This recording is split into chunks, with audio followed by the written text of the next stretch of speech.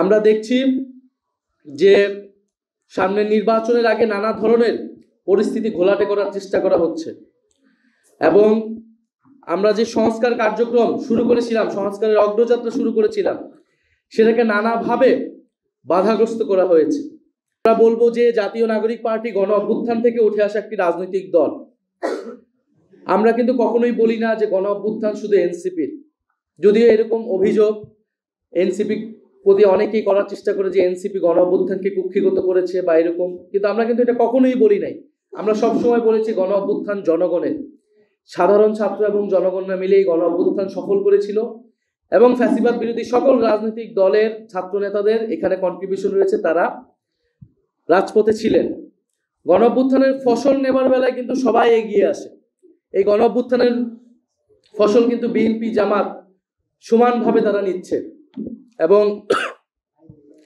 আগামী নির্বাচনেও তারা সেই ধরনের একটা বন্দোবস্ত তৈরি করছে। কিন্তু যখন প্রশ্ন আসে গণ অভ্যুত্থানের দায়িত্ব নেওয়ার, শহীদ পরিবারের দায়িত্ব নেওয়ার, আহত যোদ্ধাদের দায়িত্ব নেওয়ার, আজকে যে এই যে প্রবাসী যারা কারাবন্দী 24টা পরিবার 25টা পরিবার এতদিন ধরে রাস্তায় রাস্তায় দৌড়াচ্ছেন, অফিসে যাচ্ছেন, তখন কিন্তু যে কোনো অফিসে গেলে তাদেরকে বলা হয়, যে কোনো দলের কাছে গেলে তাদেরকে বলা হয় যে এটা এনসিপির দায়িত্ব। আপনাদেরকে এরকম বলে কিনা যে এনসিপি গণ অভ্যুত্থান করছে, এটা এনসিপির দায়িত্ব, আপনারা তাদের কাছে যান। যে কোনো শহীদ পরিবার, জুলাই যোদ্ধা যদি সরকারি অফিসে বা কোনো একটা জায়গায়, কোনো একটা হাসপাতালে যায়, সাহায্য সহযোগিতার জন্য যায় বা অন্য কোনো দলের কাছে যায়, তারা বলে যে এটা এনসিপির দায়িত্ব। অর্থাৎ দায়িত্ব নেবার বেলায় এনসিপি, কিন্তু ফসল ভোগ করার বেলায় তখন বলবে গণ অভ্যুত্থান সবার, আমরা সবাই ছিলাম। ফলে আমাদের এটাতে কোনো সমস্যা নেই, আমরা অবশ্যই দায়িত্ব নিব এবং ফসলও সবাই আপনারা নেন, আমাদের কোনো সমস্যা নাই। কিন্তু আমাদের অনুরোধ থাকবে, আহ্বান থাকবে যে গণ অভ্যুত্থানের পরে বাংলাদেশ যেই দিকে যাওয়ার কথা ছিল, বাংলাদেশ সেই দিকে আগানোর কথা ছিল, সেই রাস্তা আপনারা অবরুদ্ধ করবেন না, বাধা হয়ে দাঁড়াবেন না।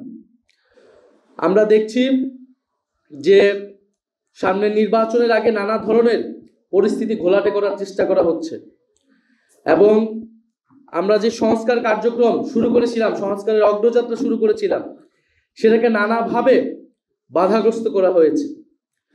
একটি দল প্রকাশ্যে সংস্কারের বিপক্ষে অবস্থান নিয়েছে, আরেকটি দল গোপনে সংস্কারের বিপক্ষে অবস্থান নিয়েছে। ফলে এই কারণে কিন্তু আমরা সংস্কার নিয়ে একটা সমঝোতায় আসলে পৌঁছাতে পারি নাই। তারপরেও আমরা যেহেতু জনগণের ভিতরে ব্যাপক চাহিদা সংস্কার এবং পরিবর্তনের, আমরা কিন্তু গণভোটের বিষয়টা আদায় করতে পেরেছি এবং এবারের সামনের ভোট শুধু সরকার পরিবর্তনের ভোট না, শুধু একটা দল গিয়েছে আরেকটা দল আসবে, ডক্টর ইউনূস চলে যাবে আরেকজন আসবে, সেই ভোট না। এবারের ভোট কিন্তু হবে দেশের পরিবর্তনের ভোট।